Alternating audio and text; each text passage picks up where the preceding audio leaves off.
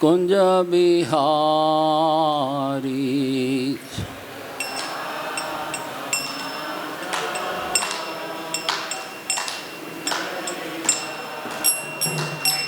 जय राधा माधव कुंज बिहारी।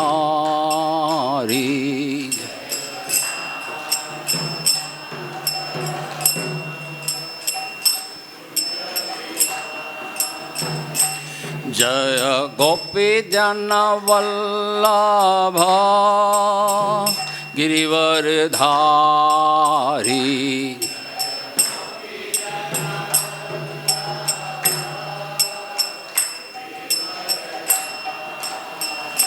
जय गोपी जन वल्लभ गिरिवरधारी।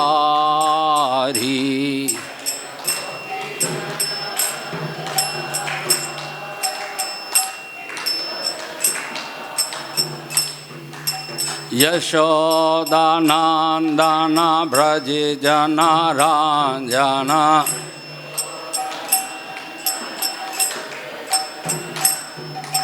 यशोदानंदन ब्रज जनारंजन।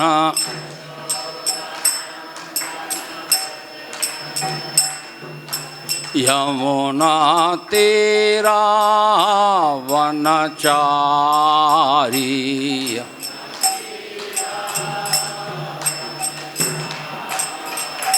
यमुना तीरा वनचारी।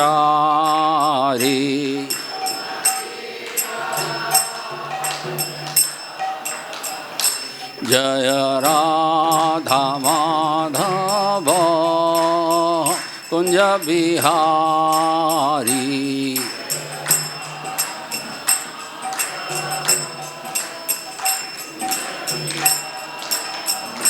जय राधा माधव कुंज बिहारी।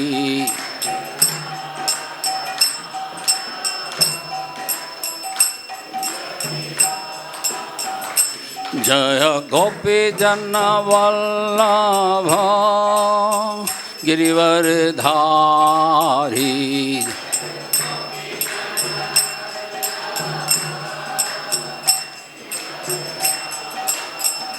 जय गोपी जन वल्लभ गिरिवरधारी।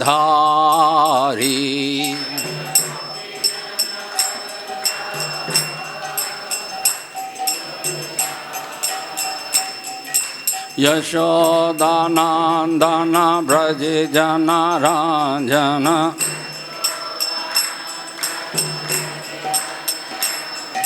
यशोदानंदन ब्रज जनारंजन।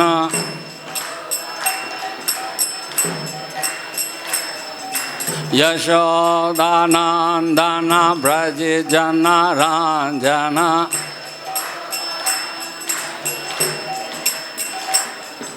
यमुना तेरा वनचारी।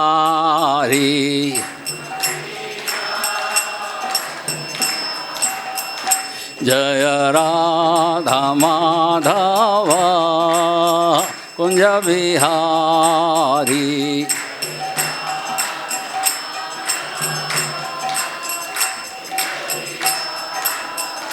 जय राधा माधव राधा माधव राधे।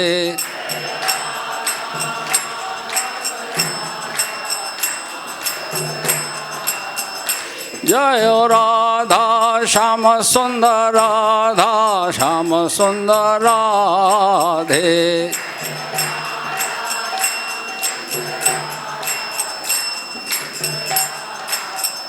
जय ललिता विशाखा जय राधे श्याम। ललिता विशाखा जय राधे श्याम।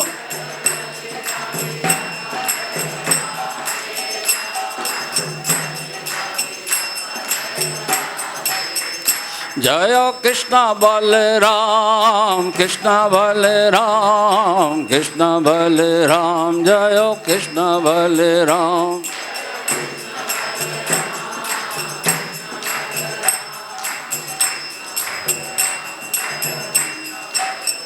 जयो वृंदावन धाम, वृंदावन धाम, वृंदावन धाम, जयो वृंदावन धाम।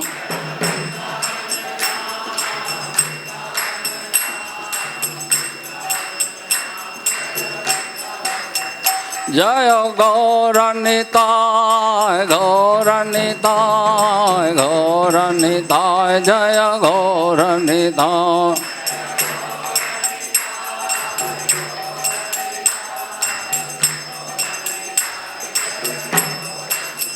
नित्य गौर हरि बोल, हरि बोल, हरि बोल, हरि बोल।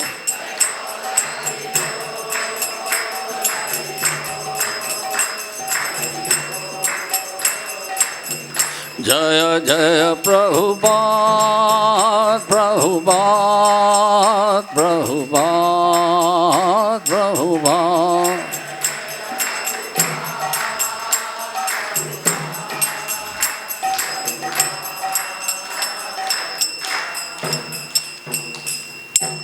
जय नित्य लीला प्रविष्टों विष्णुपाद परमहंस परकाचार्य अष्टोत्तर अभय चरणामृत भक्ति वेदांत स्वामी शिला प्रभुपाद की जय।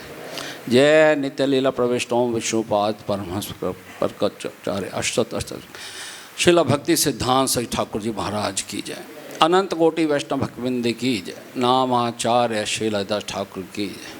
प्रेम से कहो श्री कृष्ण चैतन्य प्रभु नित्यानंदा, श्री अद्वैत गदाधर श्रीवासादि गौर भक्तवृंद की जय। श्री श्री राधा कृष्ण गोप गोपीनाथ श्याम कुंड राधा कुंड गिरी गोवर्धन की जय। ब्रजभूमि से वृंदावन धाम की जय। श्री मथा धाम की जय। श्री पुरुषोत्तम क्षेत्र जगन्नाथपुरी धाम की जय। श्री श्री मायापुर नवदीप धाम की जय। श्री गंगा माई यमुना मैया की जय। भक्ति देवी तुलसी महारानी की जय। युगधम हरिनाम संकीर्तन की जय। हरे कृष्ण महामंत्र की जय। Srila Prabhupada transcendental book distribution की जय। अनंत कोटि वैष्णव भक्तवृंद की जय। श्रीमद् भागवतम महापुराण की जय। शीला प्रभुपाद की जय। निताई गौर प्रेमानंदे। All glories to assembled devotees, all glories to assembled devotees, all glories to assembled, all glories to Guru and Gaurang ki. हरे कृष्णा। तो श्री वृंदावन धाम में श्री कृष्ण बलराम मंदिर में आपका हार्दिक स्वागत है। आज की इस भागवतम कक्षा में आप सभी हमारे साथ हाथ जोड़ लीजिए। हम मंगलाचरण करेंगे, उसके बाद में फिर कथा प्रारंभ करते हैं। ओम अज्ञानतिमिरान्धस्य ज्ञानाञ्जनशलाकया चक्षुरुन्मिलितं येन तस्मै श्रीगुरुवे नमः। श्रीचैतन्यमनोभीष्टं स्थापितं येन भूतले स्वयं रूपा कदा मह्यं ददाति स्वपदान्तिकं। वन्देऽहं श्रीगुरो श्रीयुतपदकमलं श्रीगुरुन् वैष्णवांश्च श्रीरूपं साग्रजातं सावधूतं सावधूतं परिजनसहितं कृष्णचैतन्यदेवं श्रीराधाकृष्णपादान् सैगणललिता श्रीविशाखान्विताश्च। नमो ॐ विष्णुपादाय कृष्णपृष्ठाय भूतले श्रीमते भक्तिवेदान्त स्वामिनिति नाम्ने। नमस्ते सरस्वती देवे गौरवाणी प्रचारिणे निर्विशेष शून्यवादी पाश्चात्य देश तारिणे। हे कृष्णा करुणा सिंधो दीनबंधो जगतपते गोपेश गोपिका कांत श्री राधा कांत नमोस्तुते। तप्त कांचन गौरांगी श्री राधे वृंदावनेश्वरी वृषभानुसुते देवी प्रणमामि हरिप्रिये। वाञ्छा कल्पतरुभिश्च कृपा सिन्धुभ्येव च पतितानां पावनेभ्यो वैष्णवेभ्यो नमो नमः। जय श्री कृष्ण चैतन्य प्रभु नित्यानंदा श्री अद्वैत गदाधर श्रीवासादि गौर भक्तवृंदा। हरे कृष्णा कृष्णा कृष्णा हरे हरे, हरे राम राम राम हरे हरि। मूकं करोति वाचालं पंगुं लंघयते गिरिं यत्कृपात् अहं वन्दे परमानन्दमाधवं श्रीगुरुदीनतारणम्। आराध्यो भगवान ब्रजेस्तन्यस्तद्धाम वृंदावनम रम्या काचिदुपासना ब्रजवधूवर्गिण्य कल्पिता श्रीमद्भागवतम प्रमाणम लम प्रेमापमर्दो महान श्री चैतन्य महाप्रभुर्मदमिदं तत्रादरो न परा। हरे कृष्णा। ओम नमो भगवते वासुदेवाय। ओम नमो भगवते वासुदेवाय। ओम नमो भगवते वासुदेवाय। नारायणं नमस्कृत्य नरं चैव नरोत्तमं देवीं सरस्वतीं व्यासं ततो जयमुदीरये। नष्टप्रायेषु अभद्रेषु नित्यं भागवत सेवया भगवती उत्तम श्लोके भक्तिर्भगवती नष्टकी। कृष्णाय वासुदेवाय देवकी नंदनाय च नंद गोप कुमाराय गोविंदाय नमो नमः। हरे कृष्णा। तो श्रीमद् भागवतम महापुराण स्कंद 8 अध्याय 8। तो आज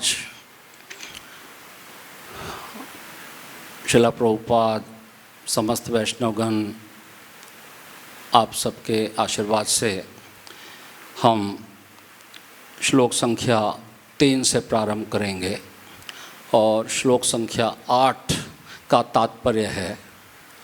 तो कुल मिलाकर के 6 श्लोक हैं, तो 5 श्लोक जो है मैं उसका श्लोक का उच्चारण और अनुवाद बोलता जाऊंगा और 8वें श्लोक की जो हम पुनरावृत्ति करेंगे आपके साथ, ठीक है। तो इसको प्रारंभ करने से पहले हम थोड़ा सा इस विषय पे जो भक्त लोग पहले इस कथा से नहीं जुड़े हैं, नए हैं, उनके बारे में बता देते हैं।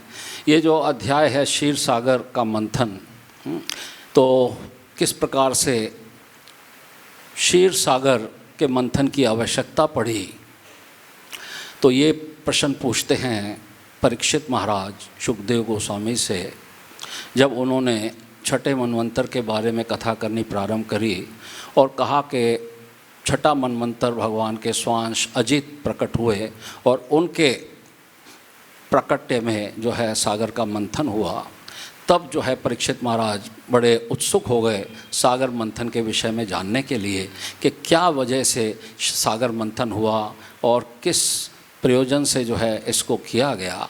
तब जो है परीक्षित महाराज बड़े प्रसन्न होते हैं उनके इस प्रश्न को सुन कर के और विस्तार से उनको बताते हैं कि किस प्रकार से एक दफ़ा दुर्वासा मुनि जो कि आ रहे थे भगवान के दर्शन करके और उनको सामने से इंद्र जो है अपने हाथी पर बैठे हुए आ रहे थे, तो उन्होंने उनको एक उपहार स्वरूप एक प्रसादी माला भगवान की भेंट की। लेकिन इंद्र जो है उस प्रसादी माला का महत्व तो नहीं समझ पाए और उन्होंने वो प्रसादी माला हाथी के मस्तिष्क पे डाल दी। हाथी के मस्तिष्क से वो माला हाथी के सूंड पे पहुंच गई और सूंड से उसके पैरों में कुचली गई। तो ये दृश्य देख करके दुर्वासा मुनि जो है बड़े क्रोधित हो गए और उन्होंने उनको श्राप दे दिया कि आप श्रीहीन हो जाओ, तुम मदांध हो गए हो, मद में अंधे हो गए हो, ऐश्वर्य में अंधे हो गए हो और तुम सभी श्रीहीन हो जाओ। तो इस प्रकार से जो है असुर जो है देवताओं पे आक्रमण कर देते हैं और उनको स्वर्ग से बाहर निकाल दिया जाता है।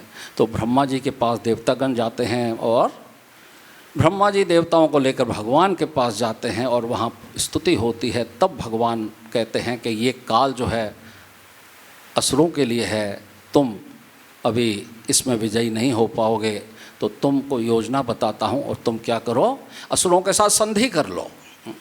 कभी कभी शत्रुओं के साथ भी संधि की जाती है, तो तुम उनके साथ संधि कर लो और सागर मंथन करो। तो इस प्रकार से भगवान सारी योजना समझा देते हैं उनको कि सागर मंथन करोगे तो उसमें से अमृत कलश अमृत आएगा और अमृत जो है वो मैं आपको प्रदान करूँगा। इस प्रकार से अभी तुम उनसे संधि कर लो। तो असुरों को भी ये बात समझ में आ गई कि ये देवता तो वैसे ही शक्तिहीन हो चुके हैं, अमृत मिलेगा तो हम इनसे झपट लेंगे। तो जो ये मौका जो है नहीं छोड़ना चाहिए। तो इस प्रकार से असुर भी तैयार हो जाते हैं और देवता भी तैयार हैं भगवान के आदेश के अनुसार। तो इस प्रकार से फिर किस प्रकार से जो है वो तैयारी की जाती है। अब सागर का मंथन करना है, क्षीर सागर का मंथन करना है, उसके लिए मंदराचल पर्वत को लाया जाता है। बहुत भारी मंदराचल पर्वत सोने का पर्वत है। उसको लाते लाते ही देवता और असुर चकनाचूर हो जाते हैं। फिर भगवान की कृपा से उनको जीवित किया जाता है।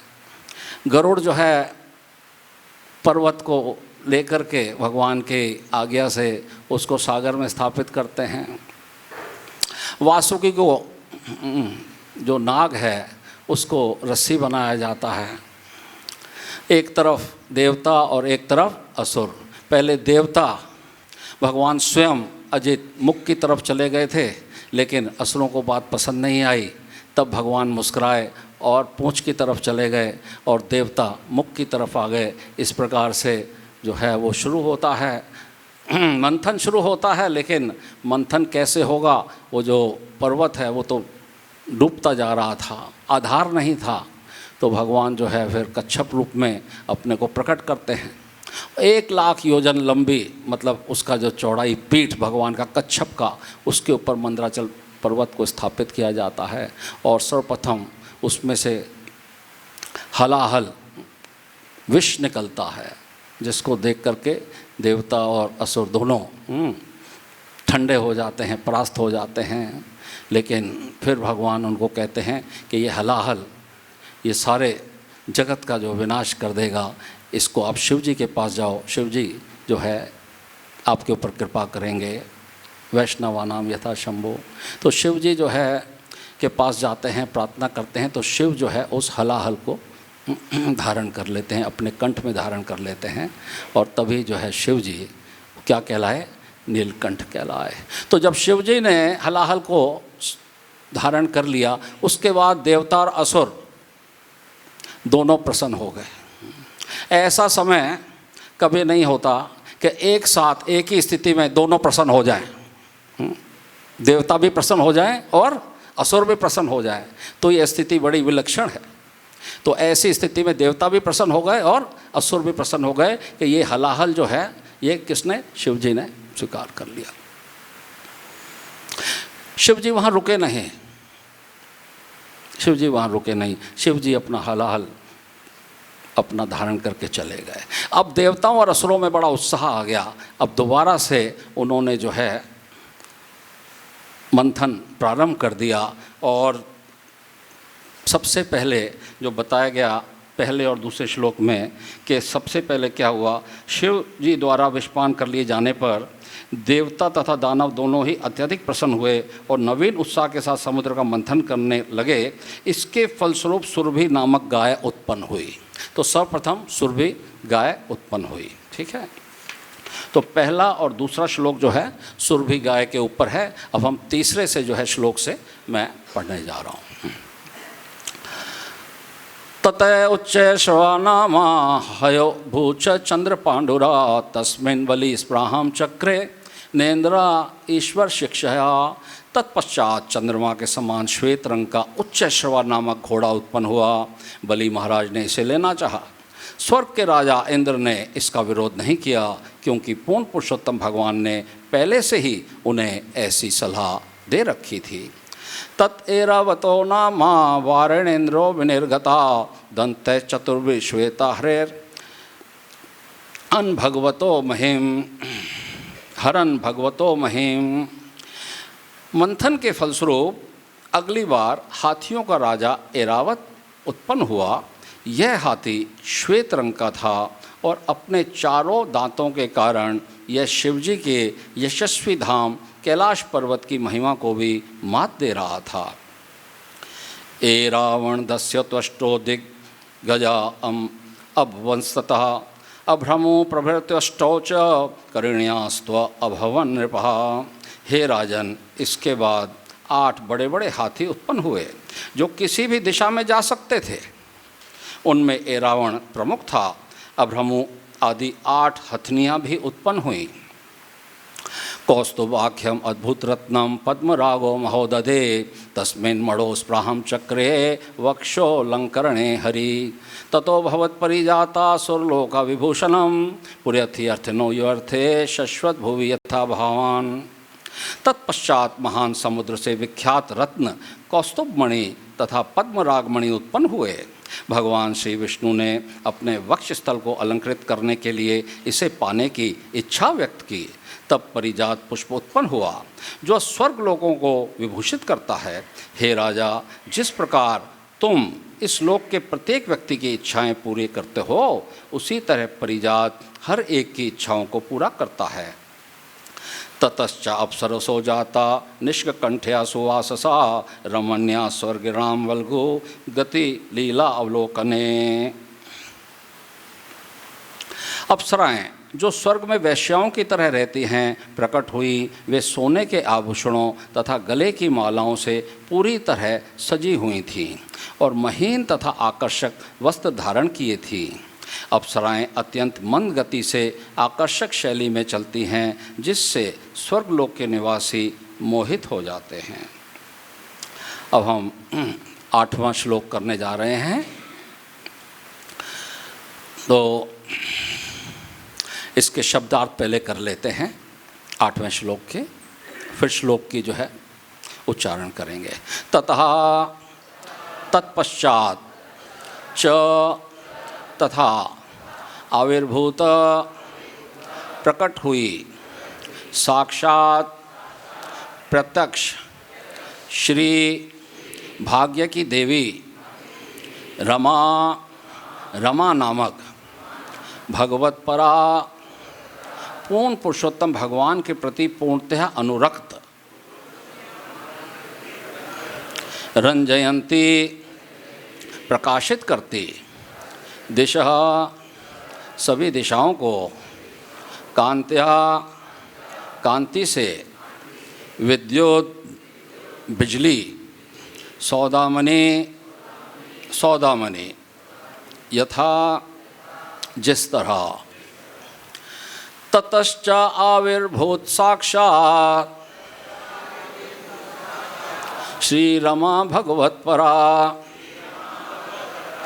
रंजयंती दिशा कांत्या विद्युत सौदामणि यथा ततश्च आविर्भूत साक्षात श्री रमा भगवतपरा रंजयंती दिशा कांत्या विद्युत सौदामणि यथा। एक प्रभु जी में से, एक माता जी में से। पश्चात आविर्भूत साक्षात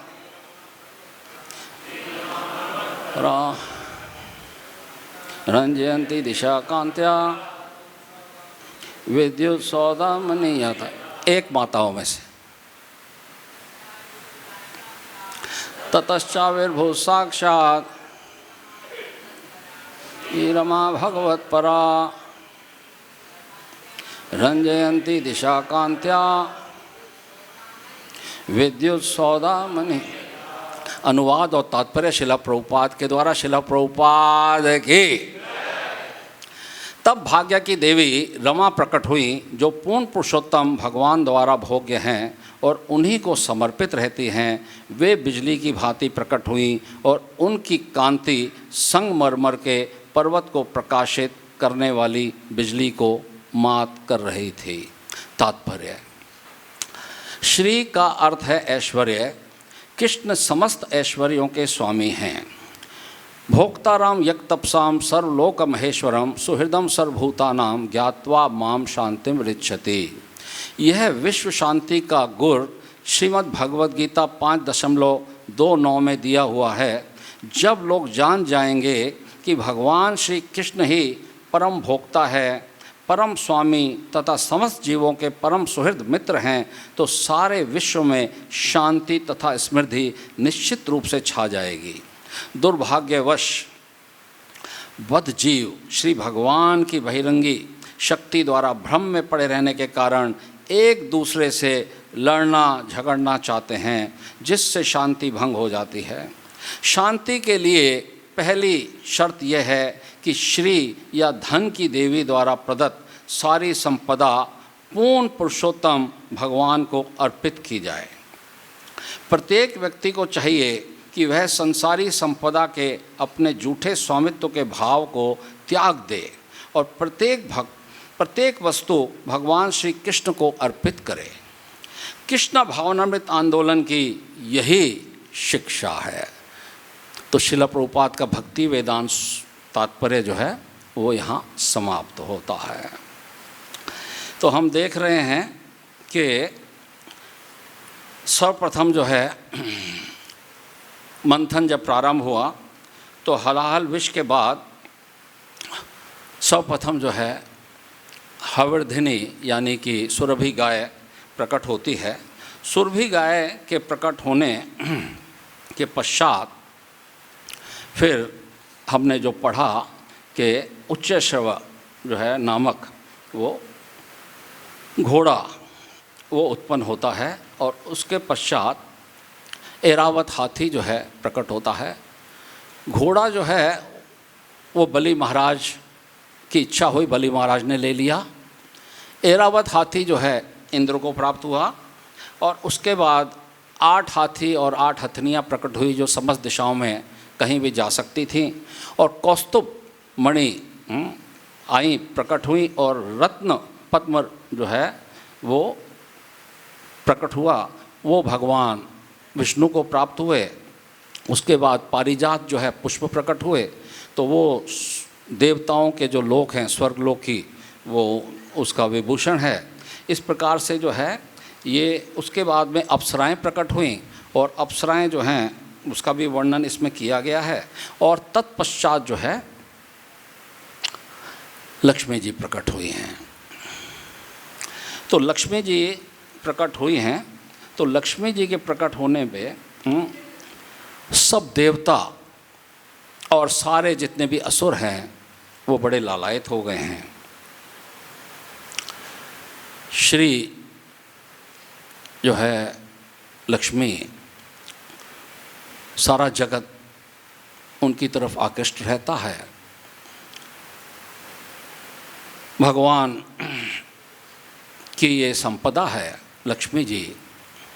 ऐश्वर्य से समग्रस्य वीरस्य यशश्रेया ज्ञान वैराग्यश्चैव शरणाम भक्तिंगना।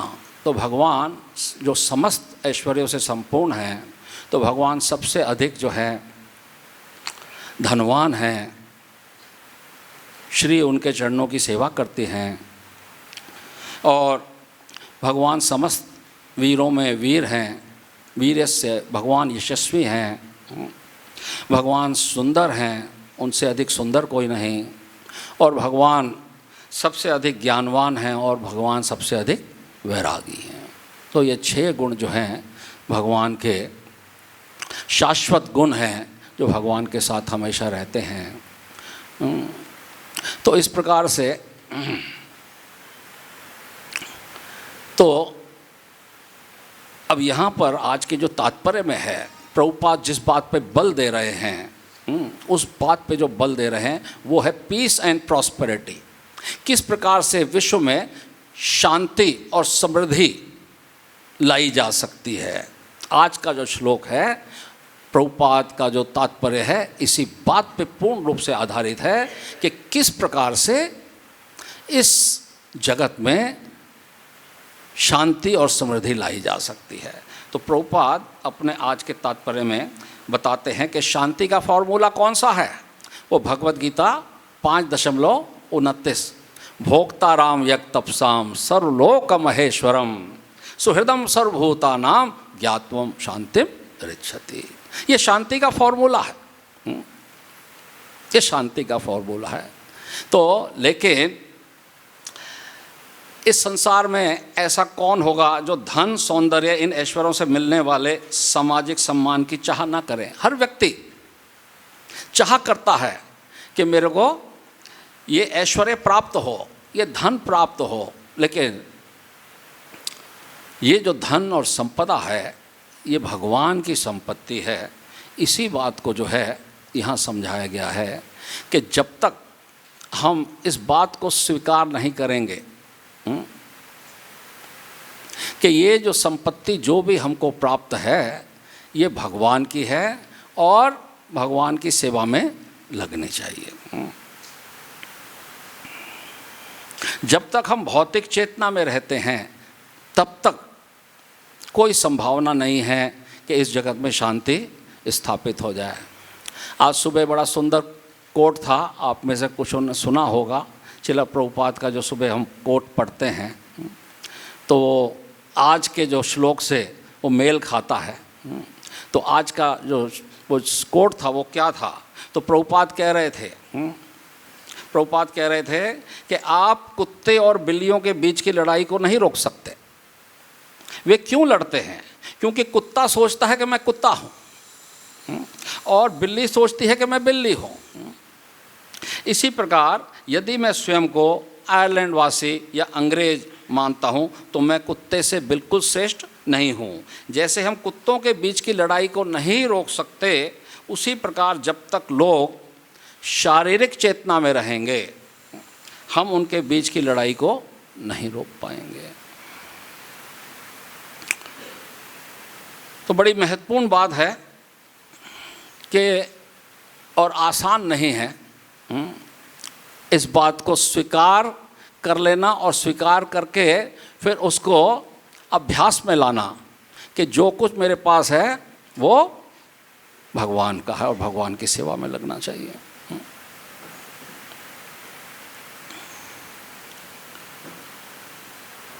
नारद जी व्यास देव जी को इस विषय में आदेश दे रहे हैं और बहुत सुंदर श्लोक वो बताते हैं। 1:5-32 क्या बताते हैं नारद जी? एतत् संसूचितं ब्रह्म स्थापत्रय चिकित्सितं यद ईश्वरे भगवती कर्मा ब्रह्मणि भावितम। तो यहाँ कह रहे हैं कि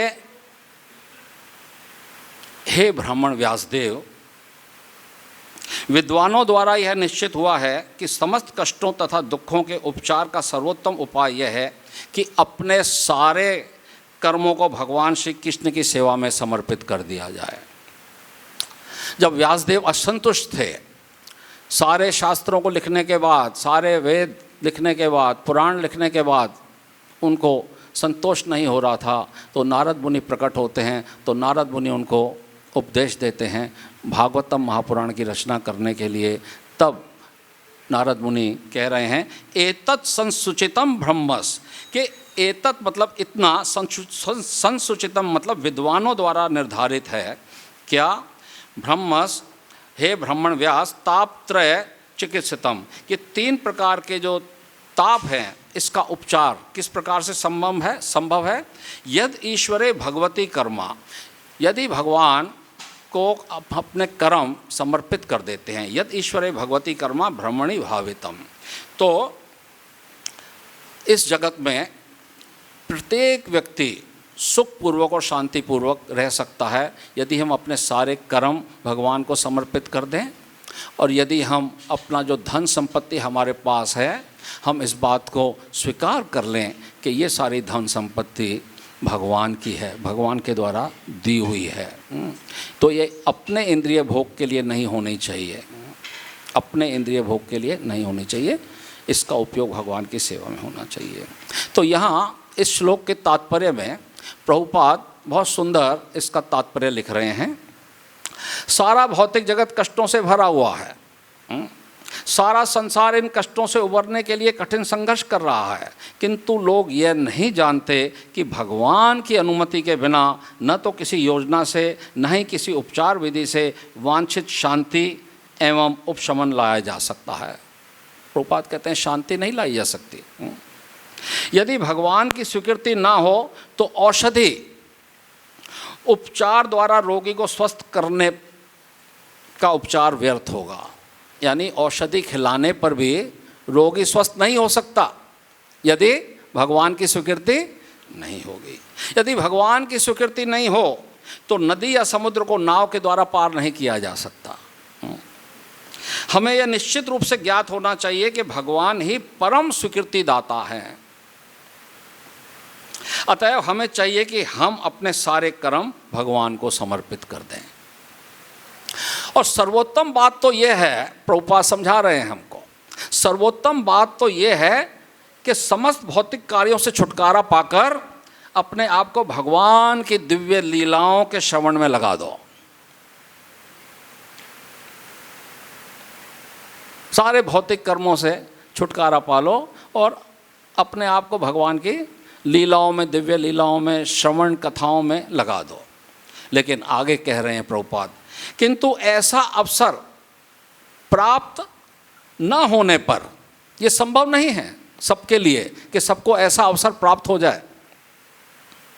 तो प्रभुपाद समझा रहे हैं, यदि ऐसा अवसर प्राप्त नहीं होता है तो मनुष्य को चाहिए कि वह जिन जिन वस्तुओं के प्रति आकर्षित है, इस संसार में जिन जिन वस्तुओं के प्रति हमारा आकर्षण है, उन्हें वह भगवान की सेवा में लगाने का प्रयास करे। जैसे प्रारंभ में महान योद्धा अर्जुन युद्ध नहीं करना चाहते थे, लेकिन भगवान के समझाने के बाद उन्होंने युद्ध करना स्वीकार कर लिया, अपना इरादा बदल दिया। इसी प्रकार यदि कोई व्यापारी है, यदि कोई उद्योगपति है या किसान है, तो उसे चाहिए कि अपनी गाढ़ी कमाई का खर्च भगवान के लिए करे। सदैव यही सोचना चाहिए कि जितना भी संचित धन है वह भगवान की संपदा है। संपदा को भाग्य की देवी लक्ष्मी माना जाता है,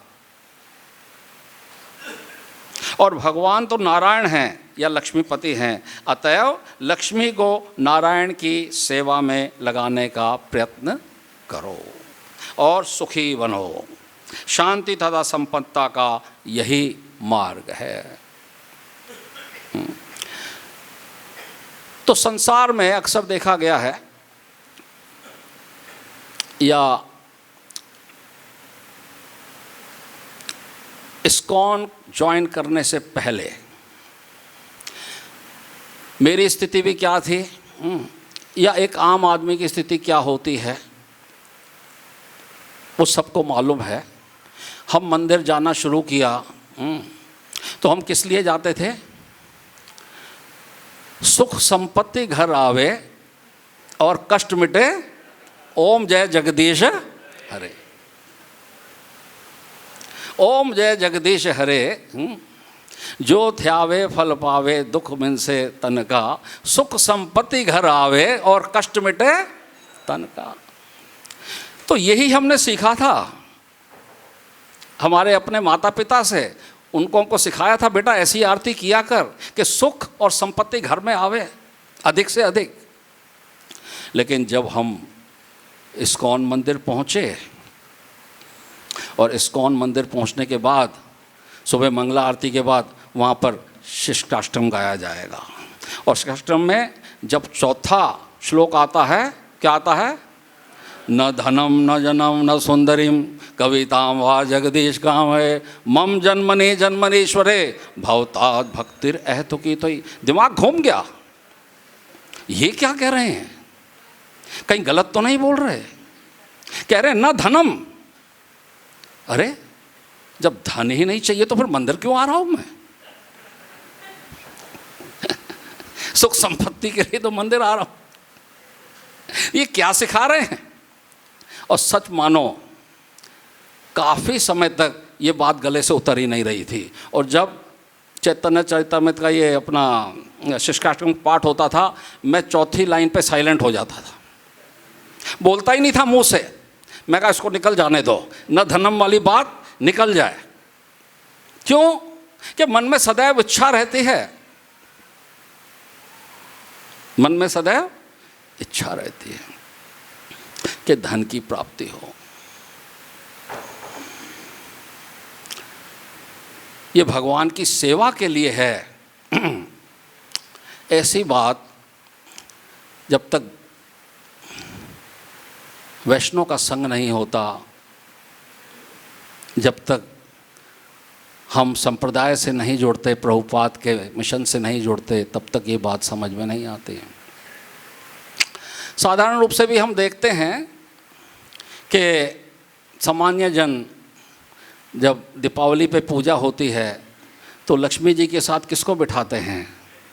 गणेश जी को बिठाते, नारायण को नहीं बिठाते ना, लक्ष्मी जी को बिठाते हैं। क्यों होता है ऐसा?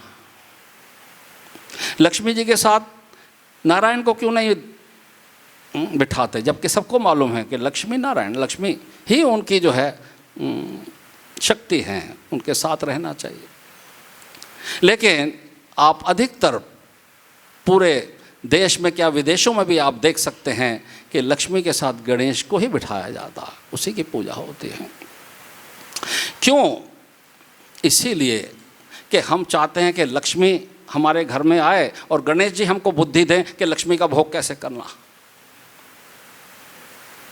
गणेश जी से बुद्धि प्राप्त हो जाए कि लक्ष्मी का हम कैसे भोग करें। लेकिन जब हम लक्ष्मी को बुलाएंगे तो लक्ष्मी की सवारी फिर उल्लू है। जब लक्ष्मी अकेली आएंगी तो फिर उल्लू पे आएंगी और उल्लू बना करके हमको चली जाएंगी।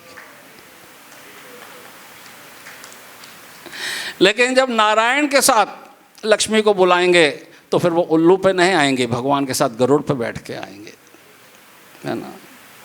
और जहाँ नारायण आ जाते हैं फिर लक्ष्मी जो चंचला है उनका रूप, जो उनका, वो उसको छोड़ देती हैं, वो स्थिर हो जाती है नारायण के चरणों में। तो अगर हम लक्ष्मी को अपने घरों में स्थिर करना चाहते हैं तो लक्ष्मी के साथ किसकी पूजा करनी है? नारायण की। ठीक है। तो लेकिन ये बात तब समझ में नहीं आ रही थी, लेकिन जब हम धीरे धीरे समझे, समझने में समय लगता है।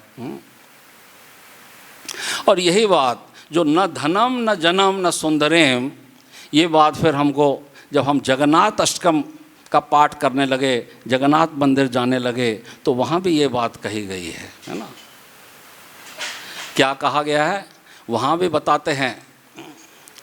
आदि जो है शंकराचार्य जगन्नाथ अष्टकम में लिखते हैं, न वे याचे राज्यम न च कनकमाणिक्य विभम न याचे हम रम्याम सकल जन काम्याम वरवधुम सदा काले काले प्रमथ पतिना गीत चरितो जगन्नाथ स्वामी नयन पथगामी भव तुम्हें। कि न मुझे तो राज्य चाहिए और न कनक माणिक्य और अनेक प्रकार का वैभव चाहिए, और ना ही जो सारा सकल जो जन है वो सुंदर नारी चाहता है, मुझे वो भी नहीं चाहिए। तो क्या चाहिए? सदा काले काले प्रमथ पतिना गीत चरितो। जो प्रमथ पतिना जो भगवान शिव जी हैं, जिनकी आराधना करते हैं, जिनका चरित्र गाते रहते हैं, चारों चरित्र गाते रहते हैं, वो जगन्नाथ स्वामी मेरे नेत्र मार्ग के पथिक बन जाएं। केवल हमको ये चाहिए, नेत्र मार्ग के भगवान पथिक बन जाएं। तो जब ये बातें हो रही थी, प्रारंभिक बातें हैं, है ना, जब गाया जाता था न धनम न जनम न सुंदरीम कविताम वा जगदीश कामय मम जन्मनि जन्मनीश्वरे भक्तात् भक्ति रहतु। तो हमने एक से पूछा, हमारे किसी भक्त से पूछा, सीनियर डिवोटी से पूछा, भाई थोड़ा ये समझा दो बात हमको कि ये क्यों कहते हो कि न धनम न जन्म। ये चलो जन्म भी ठीक है, पर धन तो चाहिए ना, ये न धनम क्यों कह देते हो आप? तो फिर उन्होंने बड़ी बात अच्छी समझाई, और वो बात जिस दिन समझ में आ गई उसके बाद में फिर हमने इसको बोलना शुरू कर दिया। तो उन्होंने क्या समझाया? बोले देखो, जो भक्त नहीं होते वो धन के पीछे भागते हैं, उनको धन चाहिए, उनको धन के ऊपर विश्वास है। और जो भक्त होते हैं वो धनवान के पीछे भागते हैं। और सबसे बड़े धनवान कौन है? भगवान। जब तुमको सबसे बड़े धनवान मिल जाएंगे तो फिर अपनी धन जेब में रख के क्या करोगे? टेंशन पालोगे। तो भक्त जो है धनवान के पीछे भागता है, भागते दोनों हैं। तो सबसे बड़ा धनवान जो है भगवान है, तो भक्त धनवान के पीछे भागता है और अभक्त धन के पीछे भागता है। तो जिस दिन उन्होंने ये बात हमको समझा दी तो फिर हमारी सारी शंकाएं समाप्त हो गई, सारी शंकाएं समाप्त हो गई, है ना। तो हमको धन नहीं चाहिए, हमको धनवान चाहिए, है ना। तो वही बात यहाँ पर कही है, जगन्नाथ स्वामी नयन पथगामी भव तुम्हें। हे भगवान जगन्नाथ, आप केवल मेरे नेत्र मार्ग के आप पथिक बन जाओ, मेरे नेत्र मार्ग के पथिक बन जाओ। यत्र योगेश्वरा कृष्ण यत्र पार्थो धनुर्धरा तत् श्री विजय भूते ध्रुवा नितिर्मतिर्ममा। जहाँ भगवान श्री कृष्ण है, जहाँ अर्जुन है, धनुर्धर हैं, वहीं श्री है, वहीं विजय है, वहीं अलौकिक शक्ति है और ध्रुव है, हमेशा रहती है। ऐसे नहीं है कि आज है कल चली जाएगी। ध्रुवा निश्चित मतिर्ममा। तो संजय कहते हैं कि यही मेरा मत है। तो यह समुद्र मंथन जो है, इससे हमको बहुत सी शिक्षाएं मिलती हैं, बहुत सी हमको शिक्षाएं इससे प्राप्त होती हैं कि किस प्रकार से। लेकिन वास्तव में ये जो है, इस संसार में हम देखते हैं कि हर व्यक्ति, कितना भी हम समझ लें, हर व्यक्ति जो है भोगने के पीछे लालायित रहता है। लेकिन वास्तव में अगर इन भोगों से हमको छुटकारा पाना है तो हमको महाप्रभु की शरण लेनी होगी। बिना महाप्रभु की शरण लिए हम इस सांसारिक भोगों से हमारी वृत्ति संभव नहीं है। कितने भी हम मंदिर घूम लें, कितने भी हम कर लें, लेकिन जब तक महाप्रभु की शरण में हम नहीं जाएंगे तब तक हम वास्तविक बात को समझ नहीं पाएंगे। महाप्रभु भक्त गणेर वैराग्य प्रधान, महाप्रभु भक्त गणेन वैराग्य प्रधान। यहाँ देखी प्रीतहन गौर भगवान। तो जब भगवान देखते हैं अपने भक्तों को वैराग्य के रूप में तो बड़े प्रसन्न हो जाते हैं। और भगवान महाप्रभु के ऐसे ही सारे भक्त हैं। सनातन गोस्वामी ने अपना प्रधानमंत्री का पद छोड़ दिया, रूप गोस्वामी ने अपना पद छोड़ दिया,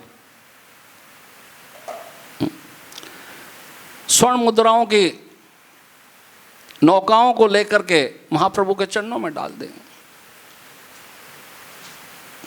सनातन गोस्वामी के सेवक ने एक मुद्रा छुपा लेने पे सनातन गोस्वामी ने उसका परित्याग कर दिया। एक मुद्रा छुपा ली, वृंदावन जा रहा है, एक मुद्रा छुपा ली। नरोत्तम दास ठाकुर इतने बड़े राजा होते हुए महाप्रभु की शरण ले ली। रघुनाथ दास गोस्वामी के परिवार वालों का 20 लाख रुपए का आमदनी होते हुए उन्होंने उसको जो है छोड़ दिया परिवार को।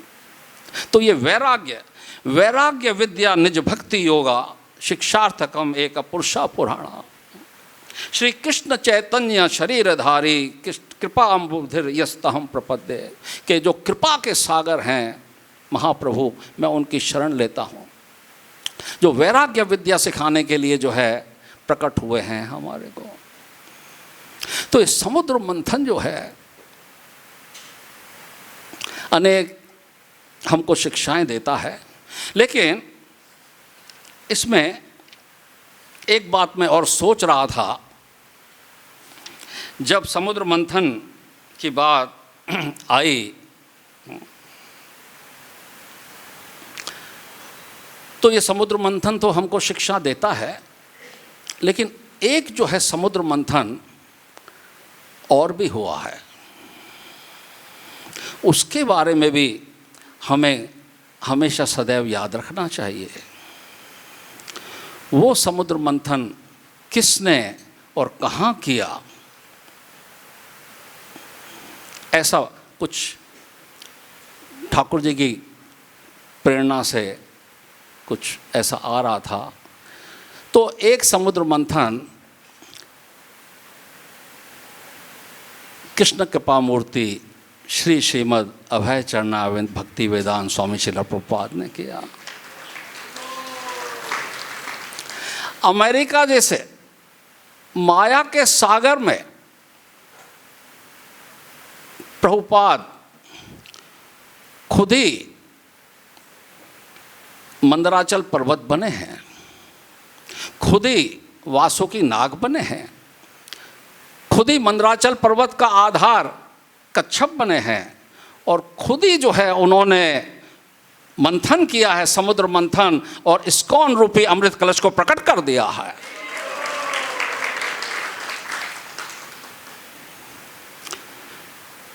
और विष भी स्वयं पिया है।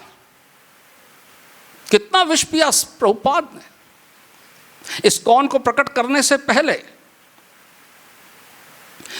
वहां के जो हिप्पीज थे कितना सहन किया होगा।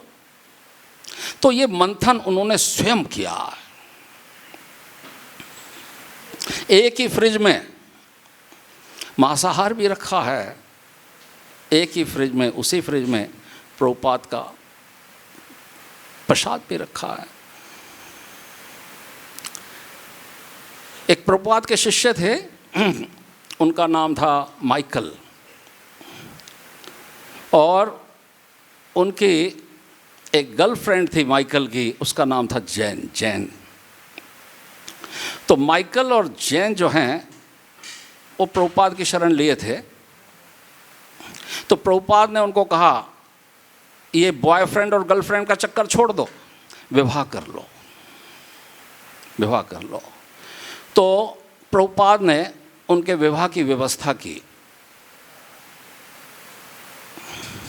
तो उनके लिए बड़ा जो है वहाँ फीस्ट की तैयारी करी, बड़ा एक अच्छी पार्टी की तैयारी की गई। प्रभुपाद स्वयं लगे हुए थे तैयारी में। तो माइकल की जो गर्लफ्रेंड है जैन, वो आई प्रभुपाद के पास, क्या मैं अपनी सिस्टर को बुला सकती हूँ इस प्रोग्राम में? प्रभुपाद ने कहा बुला लो। तो उन्होंने अपनी सिस्टर को बुलाया, उनकी छोटी सिस्टर थी। तो प्रभुपाद कुकिंग कर रहे हैं, उनकी सिस्टर भी प्रभुपाद को हेल्प करने के लिए आ गई किचन में, और उन्होंने एक टॉप पहना हुआ है और एक स्कर्ट पहनी हुई है। एक सन्यासी के साथ में एक लड़की जो है कुकिंग कर रही है, और प्रभुपाद शांत हैं, आराम से कर रहे हैं। तो प्रसाद कुकिंग करते करते वो लड़की पूछती है प्रभुपाद से, मैं ज़रा स्मोक करके आती हूँ, एक सिगरेट पीनी है मेरे को। प्रभुपाद उसको देखते रह गए, कुछ बोले नहीं। बोले जाओ पी के आओ। वो लड़की सिगरेट पीने चली गई। सिगरेट पी करके आई प्रसाद बनाने के लिए। प्रभुपाद ने रोक दिया, बोले हाथ धो लो, कुल्ला कर लो, और फिर अब भोग बनाओ। तो उस लड़की ने किया जैसा प्रभुपाद ने कहा। प्रभुपाद ने सहन किया, और वही लड़की आगे चल के यमुना माता जी बनी। गोविंदम आदि पुरुषम तमहम भजामि। तो कितना अमृत पिलाया प्रभुपाद ने, कितना अमृत पिलाया, अमृत ही अमृत पिलाया। और प्रभुपाद तो हमको ये सब दे करके चले गए, अब आपको और हमको इसको संभालना है। हरे कृष्णा कृष्णा कृष्णा हरे हरे, हरे राम राम राम हरे हरे। श्रीमद् भागवतम महापुराण की, शिला प्रभुपाद की, निताई गौर प्रेमानंदे हरे हरे। वो किसी का कोई प्रश्न या कुछ कमेंट्री अगर कोई कर सकते हैं तो। हमारे बीच में गुडाकेश प्रभु जी भी बैठे हैं, मैं उनका प्रणाम करता हूँ, दंडवत प्रणाम। मैं इतना मेरे में सामर्थ्य नहीं है कि मैं प्रभु जी अगर कुछ दो शब्द बोलना चाहेंगे तो, या आप प्रभु जी, गुडाकेश प्रभु आप बोलेंगे?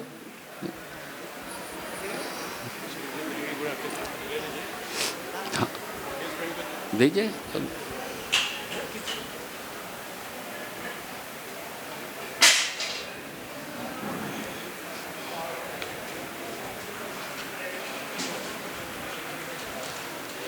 हरे कृष्णा।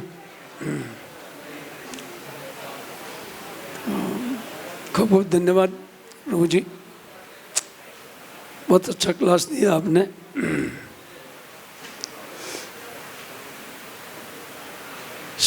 अगर हम लोग श्रील प्रभुपाद महाराज ने जो हमें अमानत दिया है उनको अगर ठीक ठीक से संभाल करके